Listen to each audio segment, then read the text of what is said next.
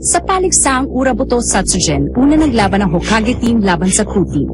Sa unang round, tinalo ng Hyomon Kenidilan si Daikoku. Sa ikalawang round, nagtabla ang Nani Minamiyo at Kuchibashio ni Max. At sa ikatlong round, tinalo ng Kazeno Chumi ni Aira ang tusong si Fujimaru. Ngayon, ang pangkat na Hokage may 2 panalo at 1 tabla. Sa ika-4 na round, ang maglalaban ay sina Saicho at Reka.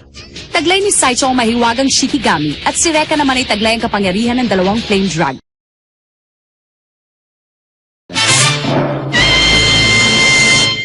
Ang sayaw ng mga buhay na papel.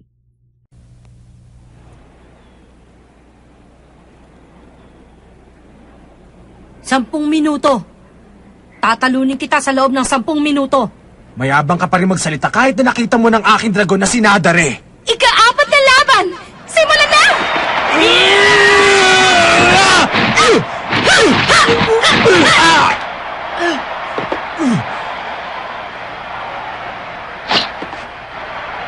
Mahusay si Saicho. Kaya niyang tapatan ng kakayahan ni Reka sa pakikipaglaban. Ang batang yan ay bihasa sa anuman laban. Hindi na masama. So are you. But you won't beat me because I'm fighting for Ku's honor.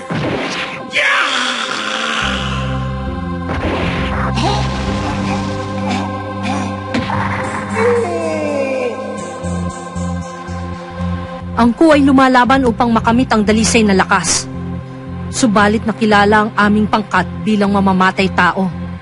Sa dahilang, pinili ng mga nag-aaral sa amin na maging bayaran at paupahan ang kanilang mga kakayahan. Upang mahugasan ang mga pagkakamaling ito, pinasya naming sumali dito at mapatunayan na kami ay nakikipaglaban ng parehas at hindi basta-basta lamang kumikitil ng buhay. Kaya lang, mapatunayan man ng labanang ito ang aming lakas, hindi pa rin mabubura sa isip ang isang kasamang nawalay sa tamang landas. Kung matalo naman ako sa labang ito, matatanggal na kami sa paligsahan. Kaya hindi ako maaari magpatalo sa'yo. Kakaibang aura. Sa gitna ng walang katapusang pag-ikot ng buhay, ako'y nakatayo sa harap ng Uji ang nagsisilbing tulay. Ha? Anong ginagawa niya? Bakit ba ngayon pa niya naisip pang magdasal? Mabuti nga yun eh. Hindi tulad ng iba. Kung gusto mo, mag-marathon pa nga tayo sa pagdadasal eh! Makakatulong ang kanyang ginawa upang lalong mapalakas ang kanyang aura at kontrolin ang Shikigami. Humanda ka na ngayon, Reka! Cyclone Paper Dance! Flame power! Yeah! Nawala! Nawala ang apoy ko! Ang papel na kinokontrol ng Shikigami ay hindi ordinaryong papel. Hindi rin ito basta-basta nasusunog. Tingnan natin kung hindi pa yan masusunog! Ryu no En! Padere!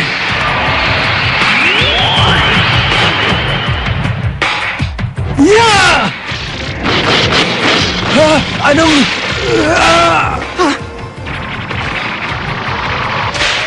Binabalutan ng papel ang kanyang katawan! Pinipigilan siyang gumalaw. Hindi. Hindi lang yan ang aking gagawin. Oh, tinatakpan din ito pati ang bibig niya. Nanganganib na ngayon si Reka. Pinipigilan din ito ang kanyang paghinga. Teka! Hindi na siya makakahinga! Tayo na magbigay galang sa patay, ha? Pinapractice ko lang sarili ko sa lamay niya, ha? Tigilan mo yan!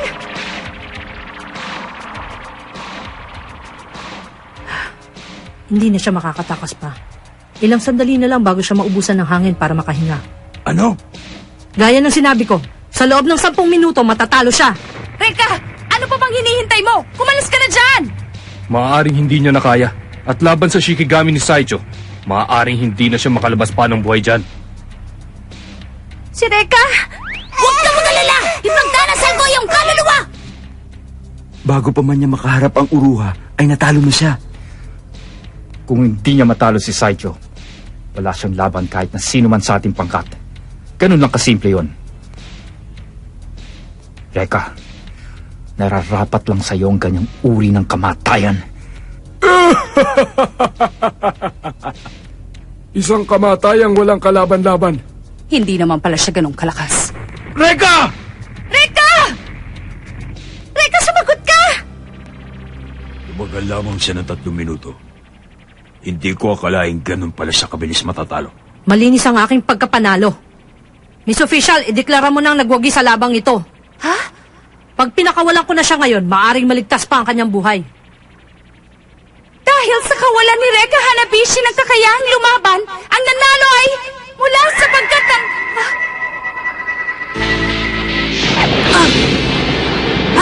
Ano yan? Ibang klase ang apoy na yan. Ang aking Shikigami! Nakawala siya!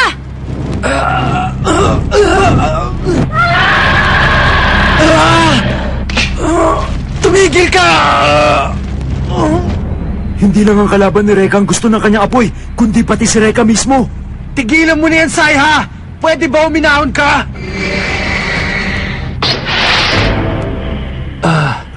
Kumpara kay Nadari, masyado pa rin matigas ang ulo mo at pinahihirapan ako. Wala akong alam na sandatang nakakaputol ng aking Shikigami.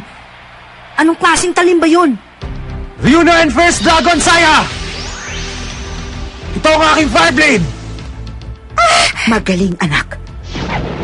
Nang mabalutan si Reka, tinangka niyang pakawalan ng lahat ng mga dragon.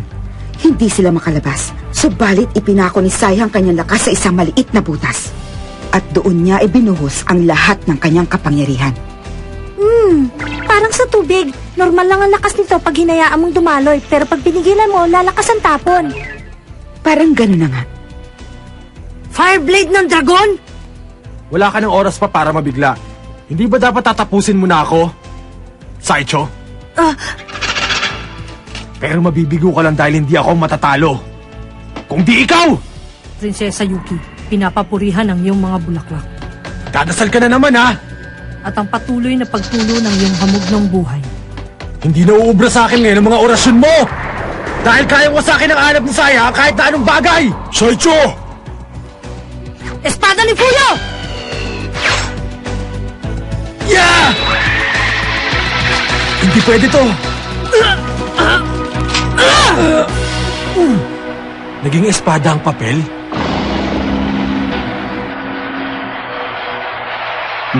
Nagawa rin yan. Ang pinakamalakas na sandata ni Saicho. Hindi ba yan ang tanyag na espada na ginamit ni Saicho nang mapatay niya ang 1,000 mandirigma? Reka, aaminin ko sa iyo. Isang karangalan ang makaharap ka sa paligsahang ito. Pero hindi ka pa rin mananalo sa akin. Sige, tingnan natin!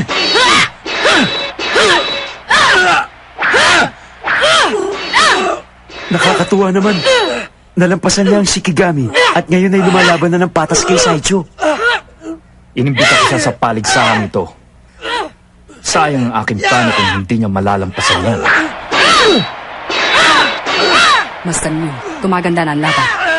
Subalit wala pa rin nakakaalam kung matatalo ng espadang dragon ni Reka ang tanyag na espada ni Saicho. Tingnan nyo, hindi pa rin nasusunog ang kanyang espada kahit na ilang beses itong nadarang sa apoy ng espada ni Reka. Ang kanyang aura ang bumabalot at nagliligtas sa kanyang espada. Tinahanga niya ako sa taglay niyang kakayahan.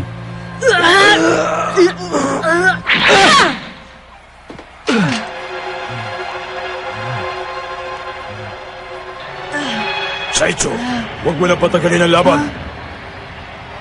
Wala ka ng oras.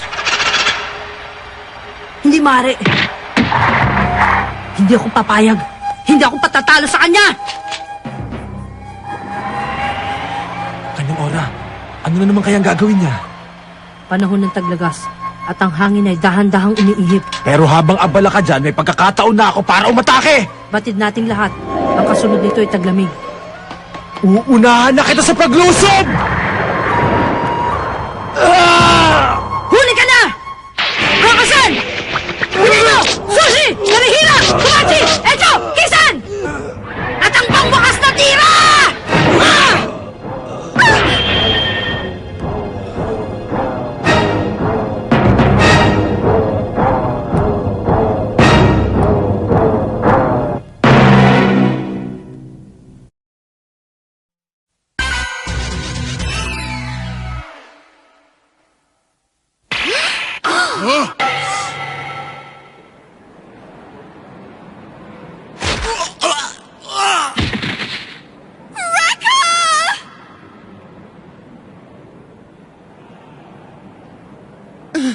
Ngayon, sigurado na akong tapos na siya. Sige na, sabihin mo nang nanalo sa labang ito. Sandali lang. Kaya ko pa rin lumaban. Nakakatayo pa rin siya pagkatapos ko siyang hiwain ng aking espada. Makapangyarihan talaga ang ginawa mong pag-atake. Kung ginawa mo yun noong una pa lang, baka nasirang reka na ako ngayon. Hindi ka na kasing lakas gaya nung nagsisimula pa lang tayo. Dahil nagmamadali ka para manalo. Ang sabi mo, kaya mo akong talunin sa loob ng 10 minuto. Pero ang totoo, kaya mo lang lumaban sa loob ng 10 minuto.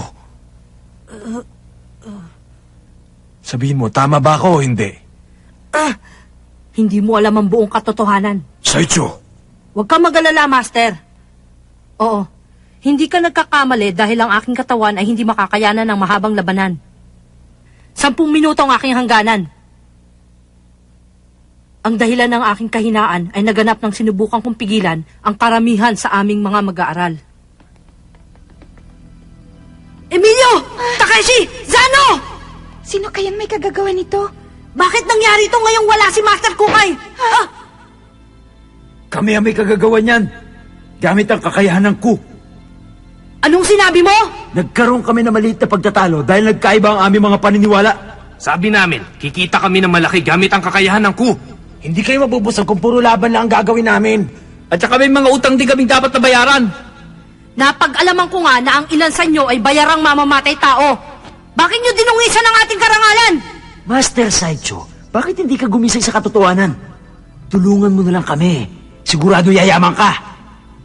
At kung hindi ako pumayag, Kamatayan para sa'yo! magbabayad kayo!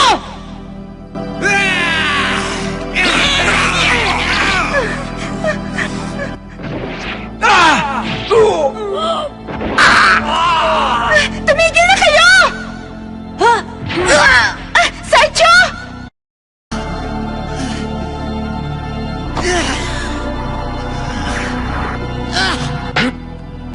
Bubusin ko kayong lahat! Dahil sa kahangalan ng aming mga mag-aaral, naging tanyag ang aking pangalan sa pagpaslang ng 1,000 mandirigma. Ang labang yon ang nagbigay sa akin ng sugat na nagbubunga ng aking kahinaan. Kung ang kaya mo lang ay lumaban sa loob ng 10 minuto, kung ganun, wala ka ng oras. Paano na yon? Simple lang. Tatalunin kita sa loob ng 1 minuto. Tingnan natin kung kaya mo! Hindi ako patatalo para sa karangalan ng aming pangkat. Fireball natin! Hindi ako babagsak sa paligsaang ito. Nuno Sarashi! Ha? Anong... Ha! Sinangga lamang niya mga fireball ni Nadare. Nalibing na sa arena ang Flame Dragon na si Nadare.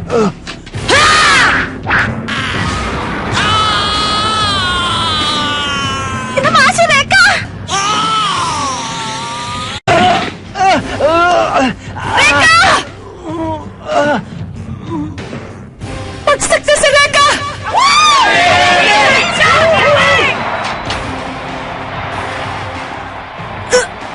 Ha? Nawawalan na ng lakas si Saicho.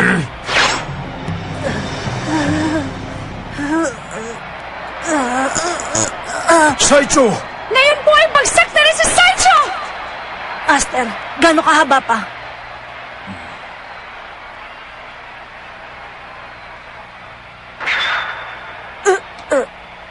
Gamitin mo ito, Saicho. Isakripisyo mo lang yung natitirang lakas sa karangalan ng Ku. Kahit na buhay mo pa ang maging kapalit. Opo.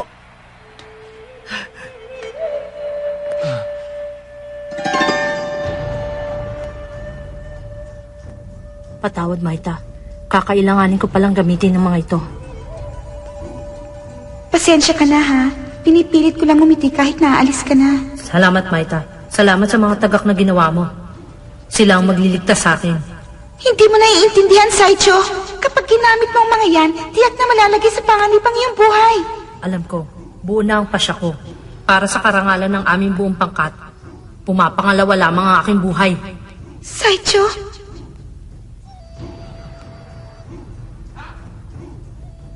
Patawarin mo ako. Ha? Ibang klaseng ora yan. Sa malayong bayan ng Asahina, ilang daan taon na ang dumaan. nang umulan ng 1,000 tagak mula sa kalangitan. Wow! Parang Christmas tree! Kanino ka ba talaga kumakampi? Hindi mo ba alam na ang bawat papel na tagak na yan ay kayang pasabugin ng buong arenang ito? Ha? Masama na yan, Reka! Reka! Kilos na!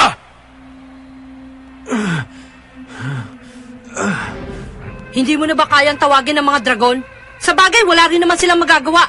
Kahit na dumating pa sila, makakaiwas ang mga tagak at aatakihin ka. May sasabihin ako sa'yo. 2 lang kayong nakalabang ko na mahigit sa 10 minuto. Ang isa ay si Master Kukay. Isang malaking karangalan para sa akin. Ilalagay mo bang lahat ng iyong natitirang lakas sa mga tagak na yan? Yun lang ang tanging paraan para matalo kita. Para sa aming karangalan. Naway tanggapin ninyong lahat ang puwersang naglalaman ng aking buhay!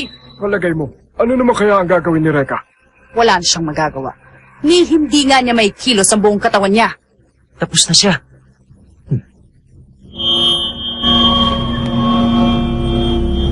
Lipad! 1,000 tagak! Ang ganda. Hilib ako sa kakayahan mo, Saicho. Kaya lang, hindi rin ako pwedeng matalo sa paligsaang ito! Maaari na kayo lumabas! Nadare! Anong...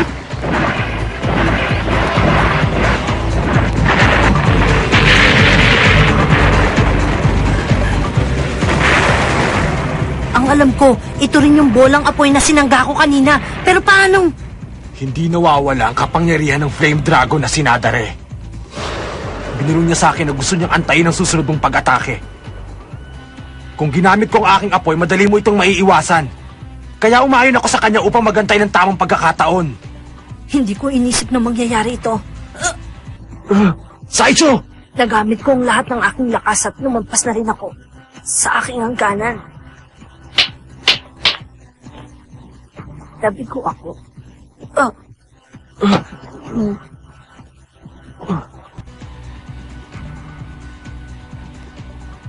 Buhay pa siya! Ang nanalo si Reka Hanabishi! Ayos na! Nakalusot tayo sa unang laban! Ang galing mo, Reka!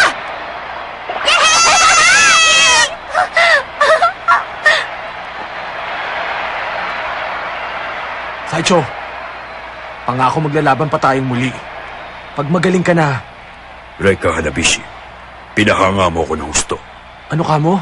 Natalo ang pangkat ng Ku sa inyong pangkat. Kaya tanggapin niyo ang mga sandatan to. Yan ang inyong gantimpala dahil nanalo kayo sa labang ito. Sigurado ka? Ang mga talunan ay wala ng pag-asa.